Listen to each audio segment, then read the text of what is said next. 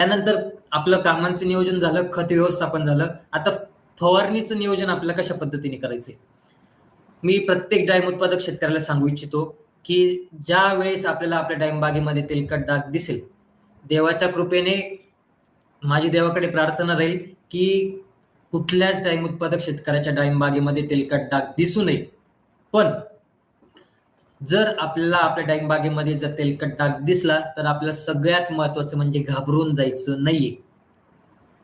तेलकट डाग हा कंट्रोल होतो. फक्त आपल्याला एक व्यवस्थित चांगली स्ट्रॅटेजी कंट्रोल करण्यासाठी आपल्याला वापरायची आहे. तेलकट डाग हा कंट्रोल होतो. फक्त आपल्याला व्यवस्थित चांगली स्ट्रॅटेजी कंट्रोल करण्यासाठी वापरायची आहे. पॅनिक व्हायचं नाहीये, घाबरून जायचं नाहीये. आता बरेचसे मी मागच्या 2-3 दिवसामध्येच बघितलं, ज्या भागामध्ये व्हिजिटला गेलेलो होतो, आजूबाजूला शेतकऱ्यांची परिस्थिती बघितली. अतिशय 2-2 दिवसाला स्प्रे चालू आहेत तेलकट डाग कंट्रोल करण्यासाठी. आणि मी एक महत्त्वाचं वाक्य प्रत्येक डाळिंब उत्पादक शेतकऱ्याला सांगतो, जितके जास्त स्प्रे करणार, तितका जास्त तेलकट डाग हा वाढणार. जे मी सुरुवातीला सांगितलेलं होतं, अशा औषधांचा आपल्याला वापर करायचा आहे, ज्यातून आपला तेलकट डाग हा कंट्रोल होणार आहे. ते औषध तेलकट डाग कंट्रोल करण्यासाठी काम करणार आहे. अशा औषधांचा वापर करायचा आहे. आता कालचाच विषय आहे. तेलकट डाग बागेमध्ये जवळपास 20-30% तेलाचे डाग हे फळांवरती दिसत असताना सुद्धा साईज होण्यासाठी 05234 स्प्रेमध्ये वापरलेलं होतं फवारणीसाठी. तर ते 05234 हे कुठल्याच पद्धतीने आपल्याला तेलकट डाग कंट्रोल करण्यासाठी मदत करणार नाही. त्यातून ते उलट त्याच्यासाठी टॉनिक होणार आहे, संजीवनी होणार आहे ते 05234. त्यामुळे अशा चुकीच्या प्रॅक्टिसेस आपल्याला करायचं नाहीये. सगळ्यात महत्त्वाचं म्हणजे पॅनिक व्हायचं नाहीये आणि वारंवार जास्त फवारण्या आपल्याला करायच्या नाहीयेत. ही सगळ्यात महत्त्वाची गोष्ट प्रत्येक डाळिंब उत्पादक शेतकऱ्यांनी लक्षात घ्यायची आहे आणि आपल्या डाळिंब उत्पादक शेतकरी मित्रांना सुद्धा सांगायची आहे. विनाकारण खर्च वाढवायचा नाहीये. जास्त फवारणी केल्याने तेलकट डाग कंट्रोल हा गैरसमज आहे. त्यामुळे जास्त फवारण्या आपल्याला आपल्या डाळिंब बागेवरती करायचं नाहीये. आणि माझं एकच वाक्य आठवायचं आहे, जेवढं झाडाला आपण डिस्टर्ब करणार, तेवढं झाड आपल्याला डिस्टर्ब करणार आहे. त्यामुळे फवारणी व्यवस्थापन करत असताना अतिशय काळजीपूर्वक नियोजन आपल्याला करायचं आहे. तर फवारणी व्यवस्थापन करत असताना आपल्याला कशा पद्धतीने नियोजन करायचं आहे? आता ज्या डाळिंब उत्पादक शेतकऱ्यांच्या डाळिंब बागा या सेटिंग पूर्ण झालेल्या आहेत किंवा सेटिंग पूर्णत्वाकडे आलेल्या आहेत, आता कुठेतरी एक 5-10-20% फ्लॉवरिंग जर डाळिंब बागेवरती असेल, तर आता आपण लगेच ही स्ट्रॅटेजी आपल्या डाळिंब बागेसाठी वापरू शकतात. कारण की पुढे जाऊन परत 4-5 दिवसात वातावरण खराब होणार आहे. परत तेलाला वातावरण पोषक होणार आहे.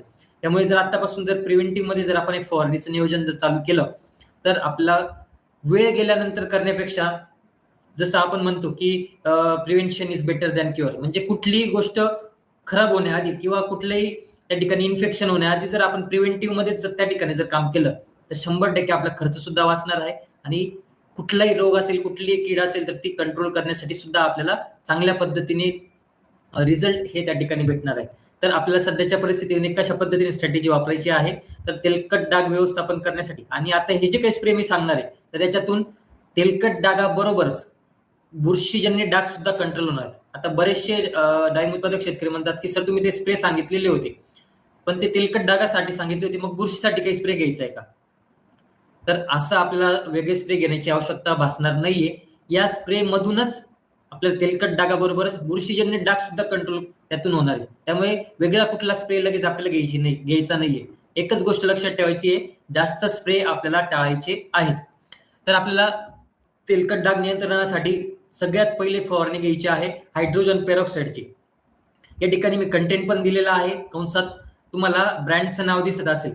मायक्रोशील्ड हे रॅकेल्टो कंपनीचं आहे. कंसात आपल्याला ते नाव दिसत असेल. तर आपल्याला तेलकट डाग कंट्रोल करण्यासाठी सगळ्यात पहिली फवारणी घ्यायची आहे ती म्हणजे हायड्रोजन पेरॉक्साईडची. म्हणजे आपण रॅकेल्टोचं मायक्रोशील्ड घेऊ शकतो. 1 लिटर पाण्यासाठी 2 मिलीने आपल्याला घ्यायचं आहे.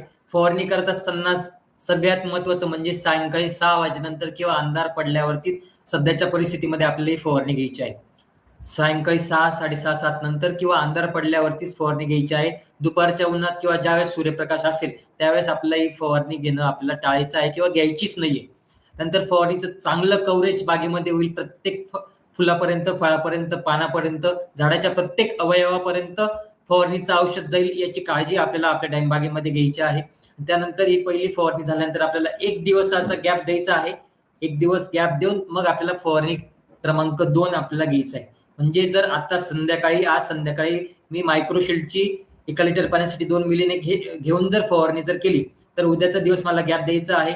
जर मी सांगितलं की बागेत जाऊच नका, बागेमध्ये जाणं टाळा, कोणाला जाऊही देऊ नका, तर उद्याच्या दिवस आपल्याला गॅप द्यायचा आहे आणि मग दुसरी फवारणी आपल्याला परवाच्या दिवशी घ्यायची आहे.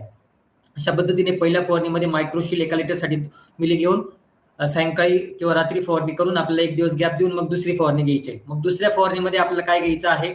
दुसऱ्या फवारणीमध्ये आपल्याला कॅप्टॉप, टाटा रॅलिस कंपनीचं कॅप्टॉप, ज्यामध्ये कॅप्टन कंटेन येतं, तर ते आपल्याला 1 लिटर पाण्यासाठी 2 ग्रॅमने आपल्याला घ्यायचं आहे.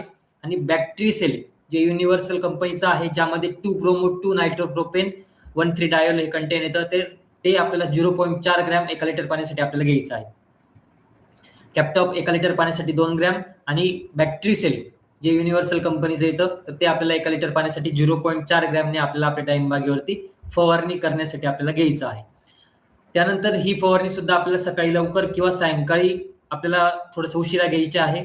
आता जवळपास उन्हाचं टेम्परेचर जर आपण बघितलं तर साधारणतः दुपारी 11:30, 11:30, 12 वाजता 38-40 पर्यंत टेम्परेचर हे जाते.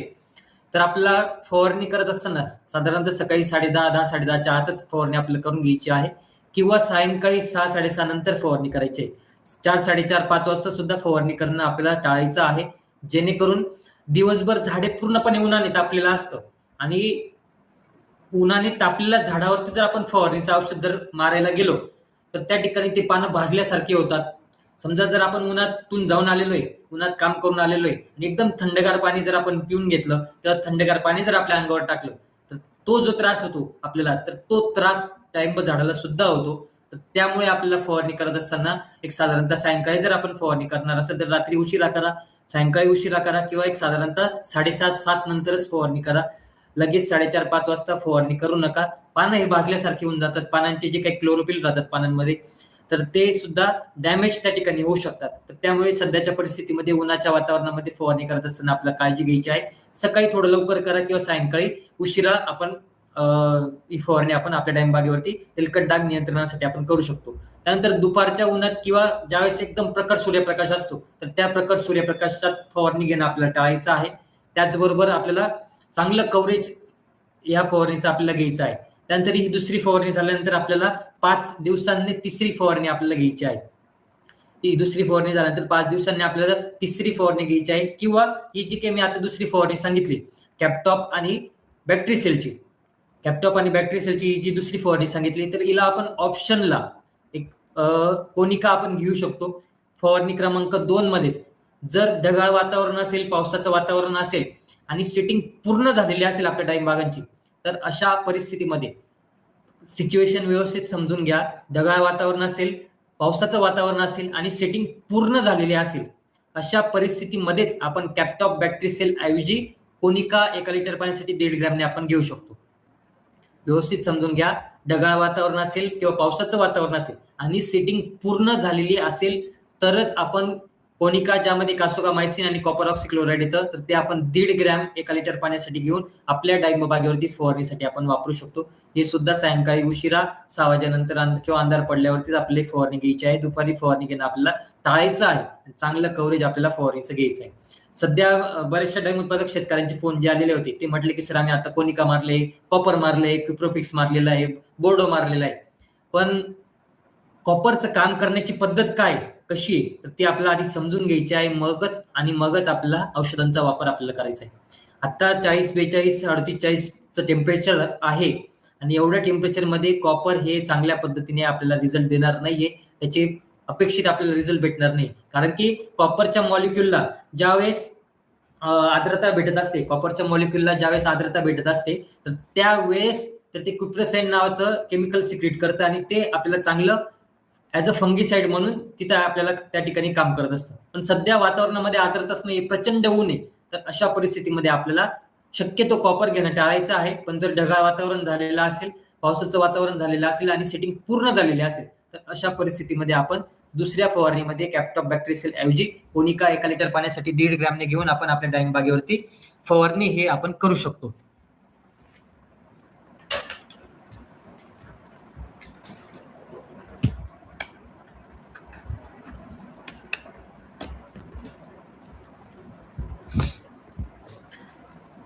तर अशा पद्धतीने आपल्याला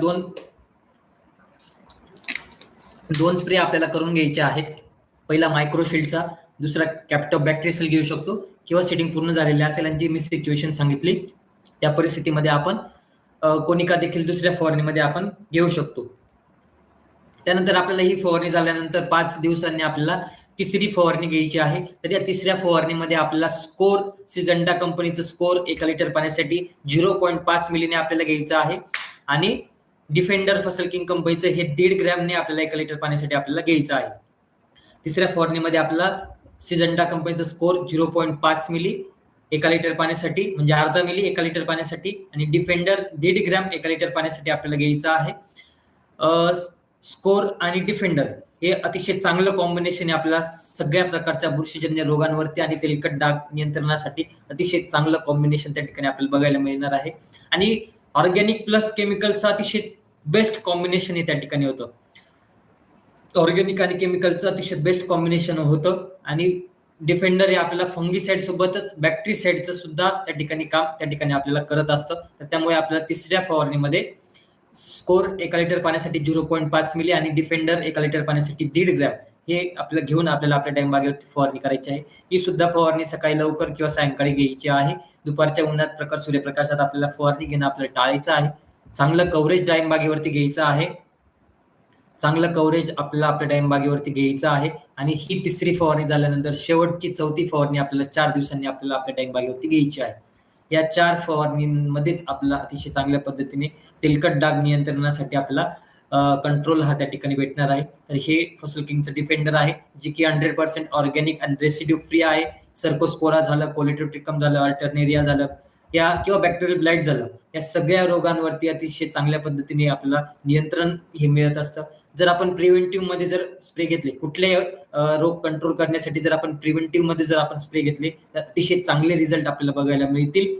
1.5 ग्रॅम 1 लिटर पाण्यासाठी डोस आहे. खाली कस्टमर केअर नंबर पण दिलेला आहे, तर आपण त्या ठिकाणी कॉन्टॅक्ट करू शकता. त्यानंतर जे तिसरी फवारणी झाल्यानंतर आपल्याला 4थ्या दिवशी चौथी फवारणी घ्यायची आहे. तर या 4थ्या फवारणीमध्ये आपल्याला Z78 इंडोफिल कंपनीचं 1 लिटर पाण्यासाठी 2 ग्रॅमने आपल्याला घ्यायचं आहे. आणि प्रोफाइट ज्याच्यामध्ये potassium salt of active phosphorus येतो, तर ते आपल्याला 1 लिटर पाण्यासाठी 3 ग्रॅमने घ्यायचं आहे. ही सुद्धा फवारणी आपल्याला सकाळी लवकर किंवा सायंकाळी उशिरा आपल्याला घ्यायची आहे. दुपारच्या उन्हात किंवा प्रखर सूर्यप्रकाश असताना फवारणी घेणं आपल्याला टाळायचं आहे.